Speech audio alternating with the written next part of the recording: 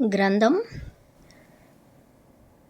బ్రహ్మర్షి సుభాష్ పత్రిజీ గురువర్యులు గురు మహారాజ్ శ్రీ శ్రీ శ్రీ సదానంద మహాయోగి వారి జీవిత చరిత్ర. ఓం శ్రీ గురుభ్యో నమః. పిరమిడ్ స్పిరిచువల్ సొసైటీస్ మూమెంట్ వ్యవస్థాపకులు బ్రహ్మర్షి సుభాష్ పత్రిజీ, శ్రీమతి స్వర్ణమాల పత్రిజీ దంపతులు. వస్తుంటే వస్తుందని సంబరపడరాదు, పోతుంటే పోతుందని విచారపడరాదు. బ్రహ్మజ్ఞాని లక్షల మందికి దారి చూపే స్థితిలో ఉండాలి. గురువు కోపం ప్రదర్శించినా, కఠినంగా మాట్లాడినా శిష్యుని బాగు కోసమే అని గ్రహించాలి. పరమ పురుషులను నిందించటం, వక్రభాషణ చేయటం ఆత్మ ఉన్నతికి అవరోధం. ధ్యానం అంటే శ్వాస మీద ధ్యాస. ధ్యానం సర్వరోగ నివారిణి. ధ్యానం సత్యజ్ఞాన ప్రసాదిని. ధ్యానం సకల భోగకారిణి. పత్రిజీ. గురు మహారాజ్ శ్రీ శ్రీ సదానంద మహాయోగి వారి జీవిత చరిత్ర. ఓం శ్రీ గురుభ్యో నమః. ముందు మాట లక్ష్మీనారాయణమ్మ. ధ్యాన పరిచయం. నా పేరు లక్ష్మీనారాయణమ్మ. మాది బనగానపల్లె. విశ్వగురువు పిఎస్ఎం వ్యవస్థాపకులు బ్రహ్మర్షి పితామహ సుభాష్ పత్రిజీ దివ్య దర్శనం, ధ్యాన పరిచయ భాగ్యం గురు మహారాజ్ శ్రీ శ్రీ శ్రీ సదానంద మహాయోగి ఆశ్రమం నందవరం నందు మొదటిసారిగా లభించింది. స్వప్నంలో నందవరం గురు మహారాజ్ సదానందయోగి మహాసమాధి ప్రాంగణం వారి దర్శన భాగ్యం ఇచ్చారు. భౌతికంగా పక్షి రూపంలోనూ పాము రూపంలోనూ దర్శనాలు ఇస్తుంటారు. వారి ఉనికిలో చుట్టవాసన ఆ అనుభూతి వచ్చేది. ధ్యానంలో ఒకరోజు 3/10 3వ నెల 3వ తారీఖు 10వ నెల 2020లో మై డియర్ మాస్టర్స్, మనందరి గురువుగారైన పితామహ సుభాష్ పత్రిజీ విశ్వగురువు, సాక్షాత్తు పరమాత్మ. వీరే ఎంతటి గొప్పవారు అయి ఉన్నప్పుడు మరి వీరు గురువుగారు అయిన గురు మహారాజ్ శ్రీ సదానంద యోగి వర్యులు ఎంతటి మహానుభావులో కదా. వారి గురించి తెలియజేసే ఒక పుస్తకం ఉంటే బాగుంటుంది అనిపించింది. వెంటనే అయితే వారి గురించి నువ్వే పుస్తకం వ్రాయి అని నా అంతరంలో వినిపించింది. అమ్మో, నేనెలా వ్రాయగలను అనుకున్నాను. వెంటనే పత్రిజీ చెప్తుంటారు కదా, విశ్వానికి సంబంధించిన పనులు ఏవైనా సాధ్యమే అని అంతరంలో మళ్ళీ వినిపించింది. వెంటనే సరే గురువుగారు, మీరు అందిస్తానంటే నేను నా శరీరం సిద్ధం, నేను కేవలం ఒక పనిముట్టును మాత్రమే అని ధ్యానంలోంచి బయటకు వచ్చాను. అంతా మీరే చూసుకోవాలి అనుకున్నాను. ధ్యానంలో గురు మహారాజు శ్రీ శ్రీ సదానందయోగి చెప్పారు, నీవు రోజుకు 5 గంటలు ధ్యానం చెయ్యి, రోజుకు 1 పేజీ చరిత్ర ఇస్తాను అని చెప్పారు. పితామహ పత్రిజీ శ్రీ సదానందయోగి ఆశ్రమం నందవరంకు 11/10/2020 వచ్చినప్పుడు నేను గురువుగారు నేనొక సంకల్పం చేసుకున్నాను. మీకు తెలుసు, మీ ద్వారా వచ్చినదే ఆశీర్వదించండి, అనుమతించండి అని అడిగాను. ఆయన మెల్లగా నవ్వి ఓకే అన్నారు. మహిళా ధ్యాన మహాచక్రం 2020 కడతాల్లో పితామహ పత్రిజీ ఆదేశానుసారం మరి వారి ఆశీర్వాదంతో రోజుకు 5 గంటలు ధ్యానం చేయడం మొదలుపెట్టాను. తద్వారా ఈ గొప్ప పుస్తకాన్ని మీ ముందుకు తీసుకురాగలుగుతున్నాను. నా పేరు పూర్ణిమ రాజేష్, విజయవాడ. డాక్టర్ బ్రహ్మర్షి పితామహ పత్రిజీ దివ్య దర్శనం నాకు ధ్యాన పరిచయం అయిన 41వ రోజు 21/3/2020 విజయవాడ దగ్గరలోని నిడమానూరు గ్రామంలో శ్రీ శ్రీనివాస పిరమిడ్ ప్రారంభోత్సవానికి వచ్చినప్పుడు దర్శన భాగ్యం కలిగింది. ఈ 40 రోజుల ధ్యానంలో ప్రతిరోజు గురువుగారు దర్శనమిచ్చేవారు, మాట్లాడేవారు. నాకు ధ్యాన పరిచయం చేసిన విజయవాడ పిరమిడ్ మాస్టర్స్ గాంధీ గారి దంపతులతో ధ్యాన అనుభవాలు చెప్పేదాన్ని. పత్రిజీని భౌతికంగా దర్శించిన తరువాత చాలా సంతోషంగా అనిపించి ఇంకా ఎక్కువ ధ్యానం చేయటం మొదలుపెట్టాను. కొన్ని రోజులకు ధ్యానంలో శ్రీమతి స్వర్ణమాల అమ్మ గురుమాత దర్శనం లభించింది. వీరు ధ్యానంలో ఎందుకు దర్శనాలు ఇస్తున్నారు అని సందేహం వచ్చింది. వారి గురువుగారు ఎవరు, వారిని అడిగి తెలుసుకుందామని అనుకున్నాను. మరుసటి రోజు ధ్యానంలో పత్రిజీ గురువుగారైన గురు మహారాజ్ శ్రీ సదానంద మహాయోగి దర్శనమిచ్చి నా దగ్గరకు రా అని సందేశం ఇచ్చారు. అప్పటి వరకు నేను సదానంద మహాయోగి గారిని చూడలేదు. మొదటిసారి ధ్యానంలో చూసి గూగుల్లో పత్రిజీ గురువు ఎవరు అని వెతుక్కున్నాను. కనిపించిన వారు సదానంద మహాయోగి అని నిర్ణయించుకున్నాను. వెంటనే నందవరం చిరునామా కనుక్కొని వెళ్ళాను. గురువులు నడిపించారు. అక్కడ లక్ష్మీ ప్రభాకర్ రెడ్డి గారి దంపతులను ఒక పిరమిడ్ మాస్టర్ ద్వారా కలుసుకున్నాను. అక్కడ నందవరం సమాధి ప్రాంగణంలో ధ్యానంలో గురు మహారాజ్ సదానంద యోగి గారిని నాకు వారు ఎందుకు కనిపిస్తున్నారు, పత్రిజీ ఎవరు, స్వర్ణమాల పత్రిజీ ఎవరు అని అడిగాను. అప్పుడు శ్రీ సదానంద మహాయోగి వారు రాముడు సీత లాంటి వారు, సాక్షాత్తు మానవ రూపంలో ఉన్న భగవత్ స్వరూపులని సందేశం ఇచ్చారు. అప్పటి నుంచి వారిపై గట్టి నమ్మకం ఏర్పడింది. ఆ రోజు నుంచి మా కుటుంబానికి తల్లి, తండ్రి, గురువు, దైవం అన్నీ వారే. నందవరం వెళ్ళినప్పుడు 12/11/2020 లక్ష్మీ ప్రభాకర్ రెడ్డి గారి దంపతులు శ్రీ సదానంద మహాయోగి గురించి చరిత్ర వ్రాయమన్నారు. గురువులు అని చెప్పారు. కొన్ని నెలలు వ్రాయమన్నారు, గురువులు అని చెప్పారు. కొన్ని నెలలు ధ్యానానుభవాలు పంచుకునే వాళ్ళం. ఒకరోజు అనుకోకుండా ఫోన్లో సజ్జన సాంగత్యంలో భాగంగా సదానంద స్వామి గురించి చర్చిస్తూ ఉండగా సాక్షాత్తు సదానంద స్వామి కనిపించి వారు మాట్లాడటం మొదలుపెట్టారు. ఆ తర్వాతి రోజు ధ్యానం చేస్తూ ఉండగా శ్రీ సదానంద స్వామి వారు కనిపించి, దానికి లక్ష్మి మేడం ప్రశ్నలు ఎలా అడగాలో చెప్తాను, నీ ద్వారా సమాధానాలు ఇస్తాను, ఇద్దరూ కలిసి జీవిత చరిత్ర పూర్తి చేయండి అని చెప్పారు. మరుసటి రోజు మన గురు దంపతుల దగ్గర కూడా అనుమతి తీసుకుని ప్రశ్నలకు సమాధానం అందుకుని లక్ష్మీ మేడంకు అందించాను. సమాధానాలు ఇచ్చేటప్పుడు ప్రతిరోజు శ్రీ సదానంద స్వామి మహాసమాధి ప్రాంగణం నందవరంలో గురు దంపతుల సమక్షంలో సదానంద స్వామి హాస్టల్గా అందించేవారు. ఈ చరిత్ర పూర్తయిన తర్వాత పిఎస్ఎంకు మదర్ పిరమిడ్ అయిన కర్నూలు బుద్ధా పిరమిడ్ ప్రాంగణంలో భౌతికంగా చరిత్ర రాసిన పుస్తకాన్ని అందచేయమని పితామహ పత్రిజీ హాస్టల్గా సందేశమిచ్చారు.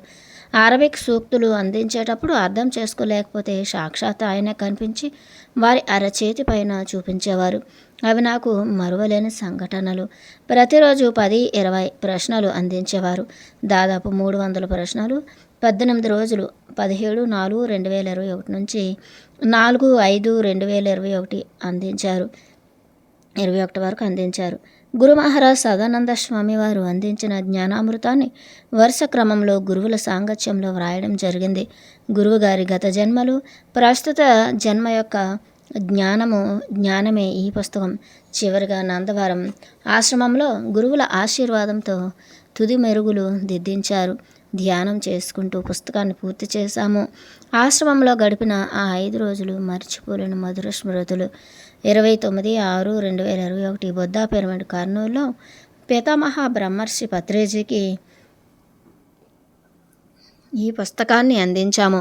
గురువుగారు పుస్తకాన్ని పూర్తిగా చదివి ఎంతో ఆనందించారు. పితామహ పత్రిజీ ధ్యాన మహాచక్రం కడతాల్లో గురువుగారి పుస్తకం రిలీజ్ అవుతుంది, అందరూ తప్పకుండా చదవండి అని గురు పౌర్ణిమ రోజు 24/7/2021 బత్తులూరుపాడు విశ్వకాంతి పిరమిడ్ ప్రారంభోత్సవంలో ప్రకటించారు. కృతజ్ఞతాభినందనలు.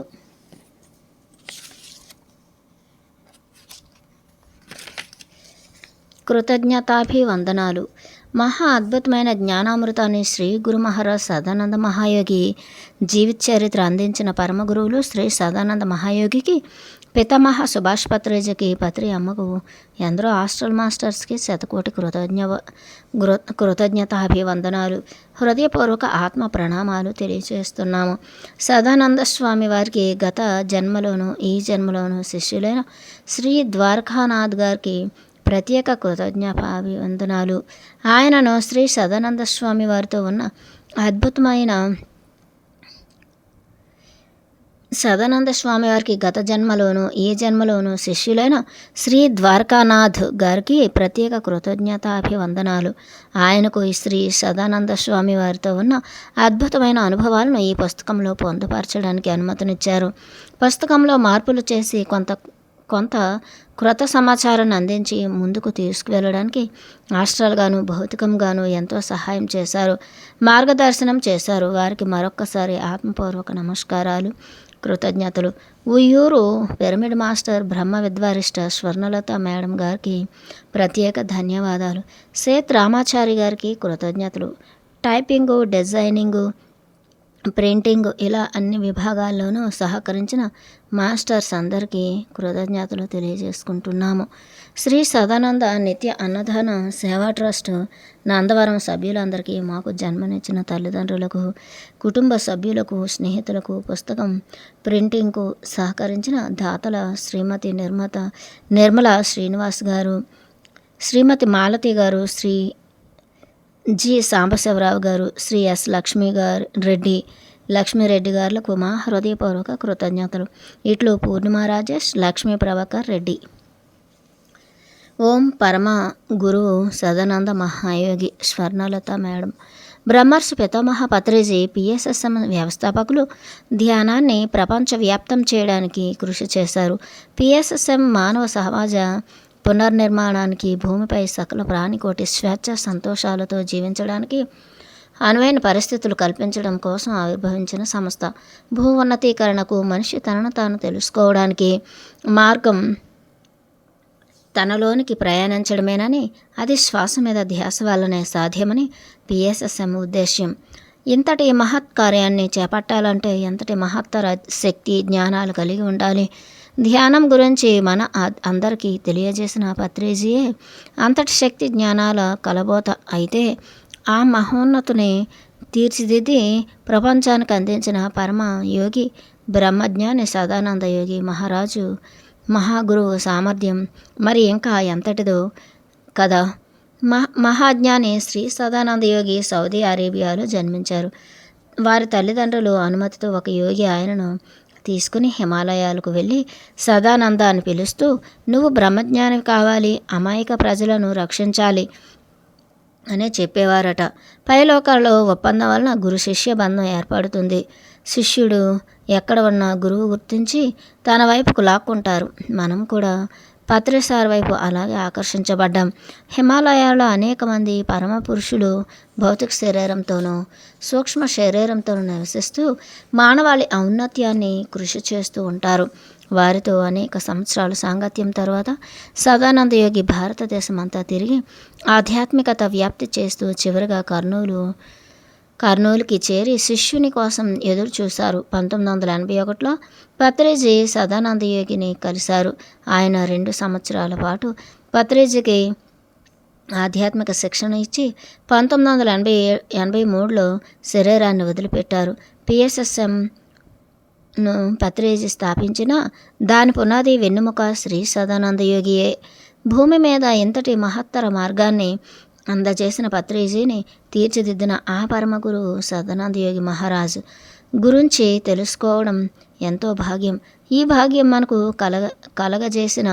కలుగజేసిన ఆ పరమ గురువుకు కృతజ్ఞతలు, ప్రణామములు. ఎం స్వర్ణలత, ఉయ్యూరు. ఓం బ్రహ్మజ్ఞాని శ్రీ సదానంద సద్గురు మహారాజ్కి జై. బ్రహ్మజ్ఞాని శ్రీ సదానంద యోగివర్యులు అందించిన తెలుగు సూక్తులు. 1. కత్తి మీద సాము లాంటిది ఈ ఆధ్యాత్మిక ప్రయాణం. తెలుసుకున్న వారికి తెలుసుకున్నంత, తెలియని వారికి ఏమీ తెలియదు. తెలుసుకొని ఏమి చేస్తున్నాడు ఈ మానవుడు? నీది నాది అని కొట్టుకొనుచున్నాడు. దీనికి పరిష్కారం ధ్యానం ఒకటే, అదే శ్వాస మీద ధ్యాస ధ్యానం. 2. శ్వాస మీద ధ్యాస ధ్యానం అంటే అందరూ చేయగలిగిన ధ్యానం. చిన్న, పెద్ద, ధనిక, పేద, ముసలి అందరూ చేయగలిగేది. ఈ శ్వాస మీద ధ్యాస శ్వాసను గమనించిన వాడికి లేదు. ఇక పునర్జన్మ లేనిచో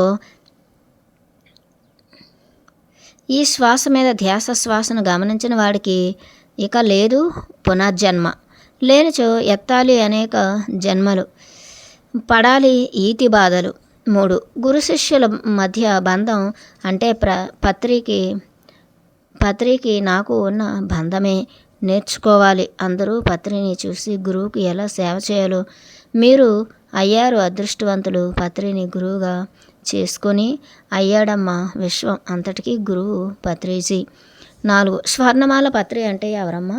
గురుమాత. అన్నీ చెప్పి అన్నీ ఇచ్చేది ఈ గురుమాత. దొరికింది మనకు అదృష్టం. ఈమెను గురుమాతగా పొందే భాగ్యం ఎవరికి వస్తుంది అమ్మా ఈ భాగ్యం? మనలాంటి అదృష్టవంతులకు తప్ప. 5 తెచ్చాడమ్మా శ్వాస మీద ధ్యాస ధ్యానం. మన బ్రహ్మజ్ఞాని సదానంద యోగి అవుతుందమ్మా ప్రచారం. మన పత్రిజీతో సంతోష పెడుతున్నాడమ్మా మన గురువు సదానంద యోగిని. ఉండాలమ్మా గురువులకు ఇలాంటి శిష్యులు. 6 మురిసిపోతున్నాడమ్మా మన బ్రహ్మజ్ఞాని సదానంద యోగి ప్రియ శిష్యుడు పత్రిజీతో. చేస్తున్నారమ్మా ధ్యానం శ్వాస మీద ధ్యాసతో. మన ధ్యానులు పత్రిజీ సంకల్పం కోసం కష్టపడుతున్నారమ్మా. మన పిరమిడ్ మాస్టర్లు ధ్యాన శాకాహారాల ప్రచారం కోసం ఎంతో శ్రమిస్తున్నారమ్మా. కట్టిస్తున్నారమ్మా పిరమిడ్స్ ప్రజలు బాగు కోసం. వస్తుందమ్మా ఆనందం వీరందరినీ చూసి గురు దంపతులకు, బ్రహ్మజ్ఞాని సదానంద యోగికి. బ్రహ్మజ్ఞాని శ్రీ సదానంద మహాయోగి వర్యులు అందించిన అరబిక్ సూక్తులు. 1 మహానా త్యానే ఉపనా చల్లకి క్యాకు. అర్థం శరీరం శిథిలమైనప్పటికీ ఆత్మ చెడిపోదు. రాహనే మాకు క్యాకు ఉందివి నావా. అర్థం మనస్సు ఉన్నప్పటికీ ఆత్మతో చేయాలి ప్రయాణం. ఓహనా ప్యారీ ఉంకో సౌత్కి రాత. అర్థం బుద్ధి ఉన్న చోట అన్నీ ఉన్నట్లే. మఖనా ఉంకో సౌత్కే రఖి. అర్థం నేను కాదు ఇక్కడ అంతా ఆత్మే. 2 రఖనా ఉంకో ప్యారీకే సౌత్ఫా. అర్థం మన ధ్యానం మన కోసం చేసుకోవాలి. సౌత్నే బనా పత్రిసే క్యాకు. అర్థం మన పత్రి చెప్పేది ఎవరి కోసం వారు ధ్యానం చేసుకోవాలి. మకనా త్యాతు ఉంకో రఖీహి వి. అర్థం మన ఆరోగ్యం కోసం చేసుకోవాలి ధ్యానం. మకనా రఖీహి దుందుభి త్యానేభి. అర్థం మన కర్మలు తొలగించుకోవడానికి చేయాలి ధ్యానం. బ్రహ్మజ్ఞాని శ్రీ సదానంద మహాయోగి సందేశం. ఓం అనే అక్షరం గంధంతో వ్రాసి చరిత్రను వ్రాయడం మొదలు పెట్టమన్నారు. గంధం అంటే వీరికి చాలా ఇష్టం. పితామహ బ్రహ్మశ్రీ సుభాష్ పత్రిజీ నందవరం ఆశ్రమం సందర్శించారు, ఆశీర్వదించారు. ఈ దివ్య చరిత్రను వ్రాయడానికి అనుమతించారు. శ్రీ సదానంద మహాయోగి జీవితం. జననం సౌదీ అరేబియా దేశం. మాట్లాడే భాషలు అరబిక్, తెలుగు, ఉర్దూ. తల్లి పేరు కాళీషావలి. అక్కలు మస్తాన్ వలి, చాంద్ వలి. తల్లిదండ్రులు పెట్టిన పేరు వలీ బాబా. పెళ్ళి అవివాహితులు. గురువుగారు సూఫీ మాస్టర్. చదువు ఆత్మజ్ఞానం, ఆత్మవిద్య. అన్ని జన్మల జీవితకాలం దాదాపు 2000 సంవత్సరాలు. సుమారు 5 సంవత్సరముల వయసున్నప్పుడు సౌదీ అరేబియాలో చిన్నారి సదానంద ఇంటి ముందు నుంచి ఒక సూఫీ మాస్టర్ వెళ్తూ పిల్లవాడిని మంచి భవిష్యత్తు ఉందని చెప్పి వారి తల్లిదండ్రులను అడిగి ఆ బాలుని వెళ్ళారు.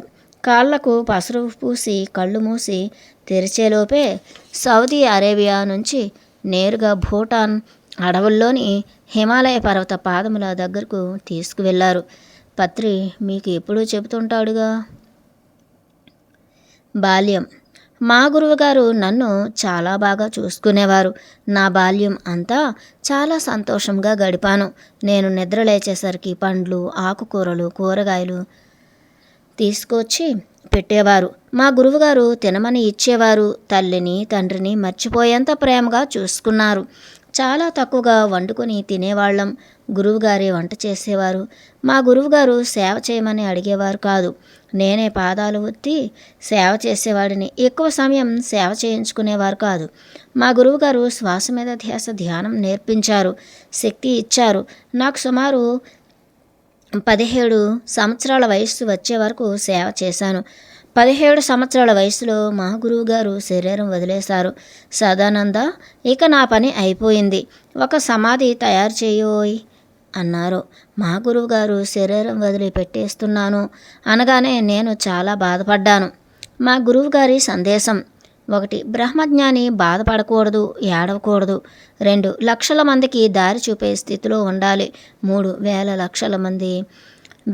లక్షల మంది జీవితాలను బాగు చేయాలి. 4 అబ్బాయి సదానంద, నీవు బ్రహ్మజ్ఞానివి కావాలి. 5. అమాయక ప్రజలను అనేక మందిని దొంగ గురువులు మోసం చేస్తున్నారు. నీవు వెళ్ళి వారిని రక్షించాలి. దొంగ గురువుల బారి నుంచి వారిని బయటికి లాగాలి. మా గురువుగారిని గురువుగారు అని పిలిచేవాడిని. పేరు తెలియదు, అడగలేదు. వారు చెబితే తెలుసుకోవాలి, లేదంటే అడగకూడదు. ఆ రోజుల్లో గురుభక్తి అలా ఉండేది. మా గురువుగారు 1817 ఏప్రిల్ 6 మధ్యాహ్నం 12 గంటలకు తుది శ్వాస విడిచారు.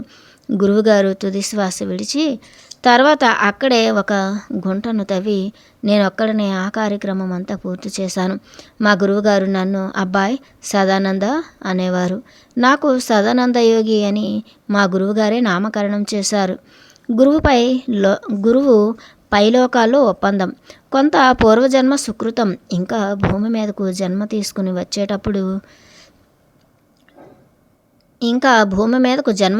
వచ్చేటప్పుడే ఒప్పందం చేసుకుని వచ్చాను. అందుకే ఎక్కడో సౌదీ అరేబియాలో ఉన్న నన్ను 5 సంవత్సరాల వయసు పిల్లవానిగా తీసుకొచ్చేశారు. శిష్యుడు ఎక్కడ ఉన్నా గుర్తించి గురువులు లాక్కుంటారు. మిమ్మల్ని మీ పత్రిసారు ఎలా ధ్యానంలోకి రప్పించారో నన్ను కూడా అలానే. మా గురువుగారి దగ్గర నుంచి నేను నేర్చుకున్నవి. ప్రతి క్షణం గురువుని చూసుకునేవాడిని.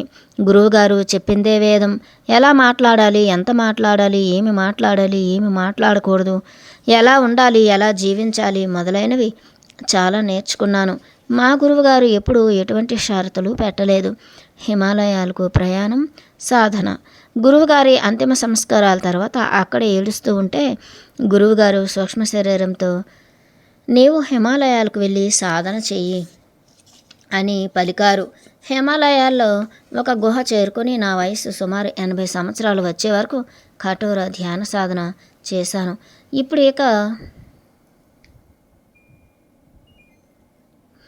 ఇప్పుడు ఇక వెళ్ళి ప్రజలకు ధ్యానం చెప్పమని చెప్పారు. అక్కడి నుండి లేచి అందరికీ నమస్కారం చేసి బయలుదేరాను. అక్కడి నుంచి కాలినడకతో బీహార్, ఉత్తరప్రదేశ్, ఒరిస్సా నుంచి శ్రీకాకుళం వచ్చి ఒక దంపతులను కలిశాను. ఎంతో కాలంగా పిల్లల కోసం ఎదురు చూస్తున్న వారికి పిల్లలు పుట్టడం జరిగింది. అక్కడ అందరూ సంతోషించారు. నడుచుకుంటూ కర్నూలు రాకముందు శ్రీశైలం వచ్చి కొన్ని సంవత్సరములు ఉన్నాను.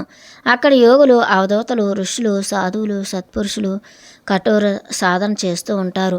రమణ మహర్షి, పరమహంస యోగానంద, లాహిరి మహాశయులు, కాశీరెడ్డి నాయన ఇంకా ఎంతోమంది సత్పురుషులతో హిమాలయాలు ఉంటాయి. అందరూ కఠోర సాధన చేస్తూ ఉంటారు.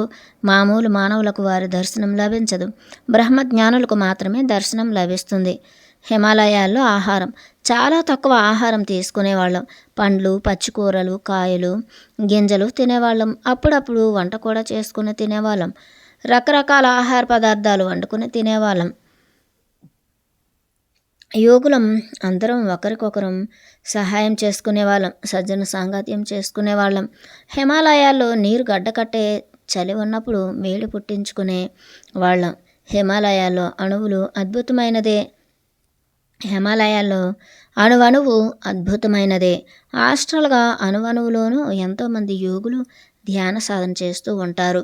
ప్రకృతి ఎంతో అద్భుతంగా ఉంటుంది. పోను పోను భూమి మీద అధర్మం పెరిగి పెచ్చిరెళ్ళిపోతుంది.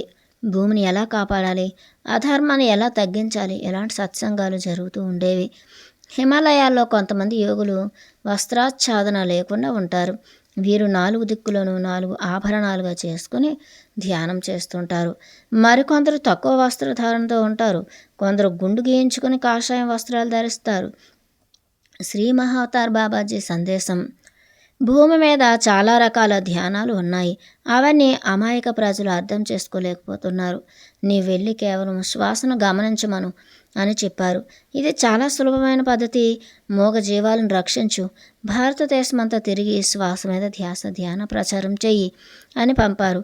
హిమాలయాల్లో కాషాయ వస్త్రాలు ధరించేవాడిని. భారతదేశం వచ్చాక సాధారణ మానవుడిగా తెలుపు రంగు వస్త్రాలు ధరించేవాడిని. భారతదేశంలో ధ్యాన ప్రచారం.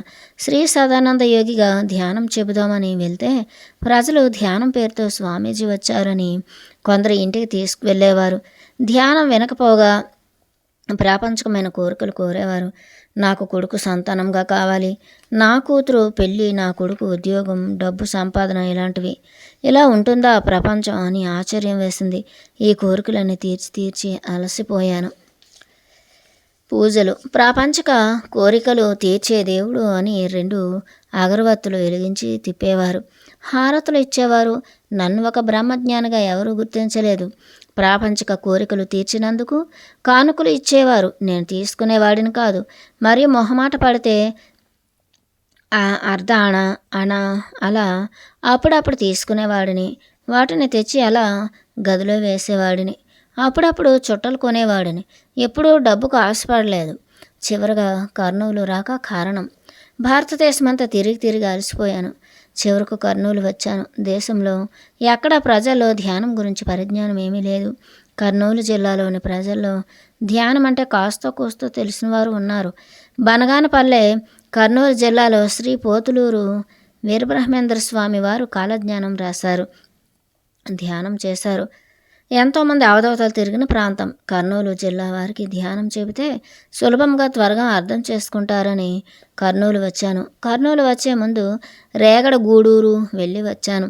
రేగడ గూడూరులో 90 సంవత్సరముల వయసున్న లింగయ్య అనే శిష్యుడు ఉండేవాడు. కర్నూలు జిల్లాలో రామిరెడ్డి అవధూతను, వెంకటరెడ్డి, సుబ్బారెడ్డి మొదలైన వారిని కలిశాను. పత్రి నా ప్రియ శిష్యుడు. అతను పత్రిజీ నా ప్రియ శిష్యుడు. అతను ఇప్పుడు ఏ ప్రదేశాల్లో తిరుగుతున్నాడో అవగతం. ఆ ప్రదేశాలన్నీ ఇప్పుడు పత్రిజీ ఏ ప్రదేశాల్లో తిరుగుతున్నాడో గతంలో ఆ ప్రదేశాలన్నీ నేను తిరిగినవే. కోరికలు తీరిస్తే ఆయన ధ్యానం చేసుకుంటారని ఆశ.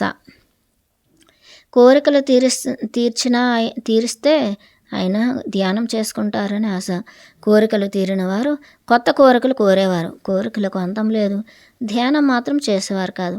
కోరికలు తీరిన వారు ఆనందంగా ఇంటికి వెళ్ళేవారు. కోరికలు తీరాయని మళ్ళీ కొత్త కోరికలు కోరేవారు. కొత్తవారు వారి కోరికలు తీరుతాయని తీసుకువెళ్ళేవారు. కానీ ధ్యానం నేర్చుకోవడానికి మాత్రం ఎవరు రాలేదు. చివరకు కోరికలను తీర్చి అలసిపోయి కర్నూలు పాత బస్టాండ్ సమీపంలో శ్రీ రాఘవేంద్ర శాకాహార లాడ్జిలో ఉండేవాడిని. 1975 కన్నా 2-3 సంవత్సరాల ముందు నుంచి లాడ్జిలో ఉండేవాడిని. అంతకుముందు ఎప్పుడు స్థిరంగా ఒక్కచోట ఉండేవాడిని కాదు. చిన్న గది చీకటిగా ఉండేది. నొలక మంచం మీద ఎప్పుడు అక్కడే పడుకుని శిష్యుని కోసం ఎదురు చూస్తూ ఉండేవాడిని. శ్వాసాహారం తీసుకుంటూ అప్పుడప్పుడు సిగరెట్ చుట్ట కాల్చేవాడిని. చాయ్ తాగేవాడిని. అక్కడ ఎవరూ పట్టించుకోలేదు, గుర్తించలేదు. ముసలివాడు ఎవరో పిచ్చోడు అని అందరూ అనుకునేవారు. నాకు ఆత్మజ్ఞానం, బ్రహ్మజ్ఞానం కావాలి అని ఒక్క పత్రి తప్ప ఎవరూ అడగలేదు. లాడ్జిలో ఉండగా ఒకరోజు 1981 జనవరి 1న 3 మిత్రులు కలిసి నా దగ్గరకు వచ్చారు. చీకటి గదిలో నొలక మంచం మీద పడుకుని ఉండగా వచ్చారు. ఏమి కావాలి? ఇక్కడ ఆత్మజ్ఞానం తప్ప మరి ఏమీ దొరకదు, వెళ్ళండి అన్నాను చాలా గంభీరంగా. సుభాష్ పత్రి, రామచెన్నారెడ్డి, వెంకటరత్నం 3 స్నేహితులు. వారు ఒక మంచి కార్యం కోసం స్నేహితులుగా జన్మ తీసుకున్నవారు. రేగడ గూడూరులో 90 సంవత్సరముల వయసున్న లింగయ్య అనే భక్తుడి శిష్యుడి ద్వారా 3 స్నేహితులు కలిసి వచ్చారు. రోజు చాయ్, సిగరెట్లు తెచ్చేవారు. చాయ్ తాగుతూ సిగరెట్లు కాలుస్తూ తెలుగు, అరబిక్ సూక్తులు ఎన్నో చెప్పేవాణ్ణి. అవి ఒక నయాగరా జలపాతంలో వచ్చేవి. పత్రి చెబుతుంటారు కదా, వాటిలో కొన్ని. 1 డూ ఆర్ డై, చేస్తే చెయ్యు లేదంటే చావు. 2 మాంసపిండాన్ని మంత్రపిండం చేయాలి. 3 అన్నము లారగించినను, అంబర భూషణాది దాల్చినను, కన్యతోడి కూడినను, కన్న తనూజను ముద్దు చేసినను, సకల బంధు నాప్తులను దాపు చేర్చి నటించినను ఏ న్యూనము లేదు బ్రహ్మవేత్తలకిలన్. స్వర్ణమాల పత్రిగారు శ్రీ సదానంద మహాయోగి. అప్పుడప్పుడు స్వర్ణమాల పత్రి క్యారియర్ తెస్తే తినేవాడిని. ఈ ముసలాయనకు రోజు ఏం పెట్టాలే భోజనం, రోజు ఎవరు తెస్తారు ఈయనకు అనుకునేవారు. కానీ నాకు స్వర్ణమాల పత్రి మీద చాలా ప్రేమ ఉండేది. ఎందుకంటే ఒకనొక జన్మలో తను నా కూతురుగా ఉండినది. అందుకే నా కూతురు నాకు భోజనం తెస్తుంది అని ప్రేమగా తినేవాడిని. తనకు ప్రేమ అనేది మనసులో ఉండేది. వస్తావులేమ్మా వస్తావులేమ్మా నీవు కూడా తొందరగా అని చెప్పేవాడిని. వస్తావులేమ్మా నీవు కూడా తొందరగా అని చెప్పేవాడిని. ఆవిడ నేనెందుకు వస్తాను, నాకేం పని ఈయనతో అనుకునేవారు. 1970 సంవత్సరంలోనే పత్రిజీ కర్నూలు వచ్చారు. మరి 1981 జనవరి వరకు తమ గురువుని కర్నూలులోనే ఉండి కలవలేకపోయారు. శిష్యుడు సిద్ధంగా లేనప్పుడు గురువు ఎదురు చూడక తప్పదు. దేనికైనా ఒక సమయం రావాలి. అప్పటిదాకా ఎదురు చూడాలి. గురువు ప్రక్కనే ఉన్నా కలుసుకోలేరు. పత్రిజీకి ఇచ్చిన బోధనలు. శ్రీ సదానంద మహాయోగి ఎన్నో కథలు, సూక్తులు చెప్పేవారు. సూక్తి: లేనిది కోరరాదు, ఉన్నది కాదనరాదు, వస్తుంటే వస్తుందని సంబరపడిపోరాదు, పోతుంటే అయ్యో పోతుందని అనరాదు, కోరి సాధించరాదు, కోరిక వచ్చింది కాదనరాదు, కోరక వచ్చింది కాదనరాదు. ఒక సంఘటన. పులులతో సంభాషణ. కర్నూలు ఆత్మకూరు అడవిలోకి కొందరు ధ్యానులతో పౌర్ణమి ధ్యానానికి వెళ్ళగా 2 పెద్ద పులులు వచ్చాయి. అందరూ పరిగెత్తిపోయారు. నేను వాటితో మాట్లాడి పంపించేశాను. ఆ పులుల రూపంలో వచ్చింది యోగులు. మహావతార్ బాబాజీ మరి యోగానంద పరమహంస. శ్వాస మీద ధ్యాస ధ్యానం ఎలా చెబుతున్నారు? ధ్యాన ప్రచారం ఎలా సాగుతుంది? ఏ ఏ ప్రదేశాలకు వెళ్ళి ధ్యానం చెప్పారు? ఫలానా ప్రాంతాలకు వెళ్ళు అని చెప్పి ధ్యాన ప్రచారం ఎలా సాగుతోంది అన్న విషయాలు చర్చించి వెళ్ళిపోయారు. మీరు అలా పారిపోతే ఎలాగూ అన్నాను. యోగులు అవధూతలకు కర్మలు ఉండవు. 1981 జనవరి 1వ తారీఖు నుండి 1983 మే 22 వరకు శ్రీ సదానంద యోగి తమ శిష్యుడు పత్రితో గడిపారు. చివరిగా ఒకనొక రోజు 1983 ఏప్రిల్ 16న గురువుగారు శ్రీ సదానంద యోగి పిలిచి, సుభాష్, ఇక్కడ నేను వచ్చిన పని అయిపోయిందోయ్, నాకు ఒక సమాధి స్థలాన్ని చూసి పెట్టబోయ్ అన్నారు. చివరకు నందవరం సమీపంలో శ్రీ చెన్నారెడ్డి గారు స్థలం ఇవ్వగా అక్కడికి వెళ్ళి సమాధిని ఏర్పాటు చేసి వచ్చారు పత్రిజీ. శ్రీ సదానంద యోగి 1983 మే 22న వారి శరీరాన్ని వదిలిపెట్టేశారు. ఆ సమయంలో పత్రిజీ, శ్రీ రామచెన్నారెడ్డి గారు, డాక్టర్ పినాకపాణి గారు ఉన్నారు.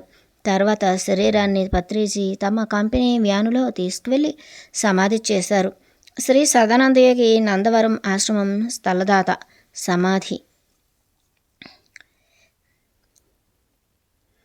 సదానంద యోగి సమాధి స్థలం దాత శ్రీ చెన్నారెడ్డి గారు, నందవరం గ్రామం, కర్నూలు జిల్లా.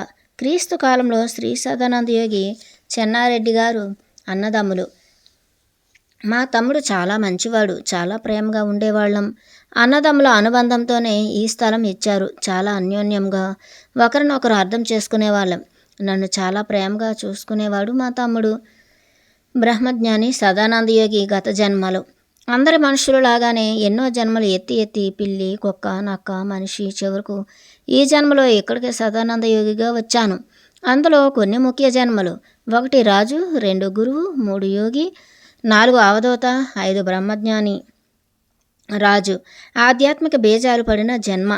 ఒకనొక సమయంలో బర్మా దేశంలోని ఒక రాజ్యానికి రాజుగా ఒక జన్మ. దేశం బర్మా, రాజ్యం కళింగ రాజ్యం. రాజు పేరు లింగమయ్య, రాణి కాంచన కళింగమాత, కూతురు వల్లీదేవి యువరాణి. స్వర్ణమాల పత్రి ఒకనొక జన్మలో కూతురు. కుమారుడు లింగరాజు. కాలము క్రీస్తు కాలము. జీవితకాలం 95 సంవత్సరాలు. రాజ్యపాలన 50 సంవత్సరాలు. రాజు పరిపాలన. దేశానికి రాజుగా ఉన్నప్పుడు గొప్ప శివభక్తుడు. మహాశివుణ్ణి నిత్యం ఆరాధించేవారు. మహాశివుడికి గుడి కట్టించారు. సగం జీవితకాలం మామూలు రాజుగా పరిపాలన జరిగింది. మిగిలిన జీవితకాలం ఆధ్యాత్మిక పరిపాలన గావించారు. ఆధ్యాత్మిక సలహాలు. పురోహితులు, కవులు ఆధ్యాత్మిక సలహాలు ఇచ్చేవారు. ప్రజలకు మేలు కలిగించే సలహాలు స్వీకరించేవారు. ఏ పని చేస్తే కర్మలు అంటుకోవో అలాంటి సలహాలు ఒక విధంగా శ్రీకృష్ణ పరమాత్మ అర్జునుడికి ఇచ్చినట్లు. కళింగ రాజ్యంలో బౌద్ధ మతం ఉంది కాబట్టి ఆధ్యాత్మిక సలహాదారుల నుంచి సలహాలు స్వీకరించి మంచి ఆధ్యాత్మిక పరిపాలన గావించారు. ఈ జన్మలోనే ఆధ్యాత్మిక సాధన మొదలై కఠోర సాధన చేశారు. కళలు, నాటకాలు వేసేవారు, గుర్రపు పందాలు ఆడేవారు, కోలాటం ఆట, కర్రసాము మొదలగునవి ప్రజల్లో ఉండేవి. ఆహారం, రాజుగా ఉన్నప్పుడు శాకాహారం తీసుకునేవారు. కవులు, పురోహితుల సలహా మేరకు శాకాహారం తీసుకుంటూ ఘోర తపస్సు చేస్తూ శ్వాసాహారం కూడా తీసుకునేవారు. రాజుగా ఉన్నప్పుడే తపస్సు చేసి అక్కడ నుంచి స్థితిని మార్చుకున్నారు. జంతు బలులు, ఆ కాలంలో కూడా జంతు బలులు ఉండేవి. ఇప్పుడు పత్రి ఎలా చెబుతున్నాడో నేను అలాగే చెప్పేవాడిని. వినేవారు విన్నారు, వినని వారు లేదు. కాకపోతే ఇప్పుడు ఉన్నంత అరాచకం, ఘోరం ఉండేది కాదు. తల్లి కూతుళ్ళ అనుబంధం. కాంచన రాణి స్వర్ణమాల పత్రి తల్లిగా గత జన్మ, వల్లీదేవి స్వర్ణమాల పత్రి. తల్లి కూతుళ్ళు ఇద్దరు అక్క చెల్లెళ్ళలాగా స్నేహితులుగా ఒకరికొకరు అన్నీ చెప్పుకునేవారు. ఎన్నెన్నో పూర్వజన్మల సుకృతం వల్ల నాకు ఇలాంటి కూతురు దొరికింది అని వారు తల్లిగా మురిసిపోయేవారు. ఎప్పుడూ కూతురును పొగుడుతూ ఉండేవారు. ఒక్క పని కూడా చేయించేవారు కాదు. మీరింకా అదృష్టవంతులు ప్రస్తుతం పిరమిడ్ మాస్టర్లు. ఎందుకంటే మీకు అందరికీ అమ్మగా, గురుమాతగా ప్రత్యక్షంగా కనిపిస్తున్నారు. అప్పుడు యువరాణిగా కొంతమందికే కనిపించేవారు. తండ్రి రాజు మాటల్లో వల్లీదేవి గురించి. యువరాణి చాలా అందగత్తె. చెలికత్తెలు ఏదో ఒక పని మీద వచ్చి యువరాణిని చూసి వెళ్ళేవారు. చాలా అనుకువగా ఉండేవారు. మహిళలందరూ యువరాణిని చూసి నేర్చుకునే విధంగా ఉండేవారు. ఇప్పుడు కూడా అలానే ఉన్నారు. పూర్వజన్మ నుంచి వచ్చిన లక్షణం. చెప్పిన పని చేయటం, అట్లా మాట్లాడే విధానం, ఆ నడక, నడిచే విధానం, ఆ వైనం అన్నీ ఆమె నుంచి చూసి నేర్చుకునే అంత మంచి లక్షణాలు ఉన్నాయి. వినయ విధేయతలు కలది. బంగారు తల్లి, ముద్దులు పట్టి అని పిలుచుకునేవాళ్ళం. అన్న లింగరాజు యువరాజు కూడా చెల్లెల్ని బాగా గారాభంగా చూసుకునేవారు. ఒక రాజుగారి కూతురుగా చాలా చురుకుగా ఉండేవారు. చాలా బాగా చదివేవారు. 4 గురువులు రాజు ఆస్థానానికి వచ్చి విద్య బోధించేవారు. ఆధ్యాత్మిక సాధన అప్పటి నుంచే ఉండేది. చాలా బాగా సాధన చేసేవారు. చలాకీగా అడిగిన దానికి వెంటనే సమాధానం చెప్పేవారు. విద్య, రాజు రాజ్యపాలనకు సంబంధించిన విద్యనే చెప్పించారు గురువులు అన్నమయ్య, లక్ష్మయ్య. యువరాణిగా ఉన్నప్పుడు గుర్రపు స్వారీ, కత్తి యుద్ధాలు లాంటి ఏ యుద్ధ విద్యలు నేర్పలేదు. ఎందుకంటే తనకు ఏ చిన్న దెబ్బ తగిలినా తాము తట్టుకోలేము. మా బిడ్డను గారాల పట్టిగా చూసుకున్నాము. రాజుగా ఉన్నప్పుడు చాలా రకాల దాన ధర్మాలు చేశాను. పెద్దలకి అన్నదానం, వస్త్రదానం మొదలైన ఎన్నో చేశాను. అన్ని దానాలు గొప్పవే. అన్నదానం, జ్ఞానదానం పోటీ పడతాయి. దానం ఎప్పుడు చేస్తూ ఉండాలి. దానం చేసి 10 సార్లు దానం చేశాను చెప్పుకుంటే ఉంటే ఫలితం 0. ఈ విషయం బాగా గుర్తుపెట్టుకోండి. గురువుగా జన్మ. ఒకానొక జన్మలో ద్వారకానాథ్కి గురువుగా ఉన్నాను. ద్వారకానాథ్ ఇప్పుడు స్వర్ణమాల పత్రి తమ్ముడు. జీసస్కి గురువుగా ఒకానొక జన్మ తీసుకున్నారు. జాన్ ద బాప్టిస్ట్ జీసస్ గురువు పేరు. గురు శిష్యులు ప్రేమగా ఉండేవారు. కులమత భేదం లేకుండా అంతా ఒకటే అని ప్రజలకు తెలియజేయడానికి పంపించారు శిష్యుడిగా. కానీ యేసు ప్రభువు కూడా మాయను అంటగట్టి ఒక మతానికి గుర్తుగా మార్చేశారు.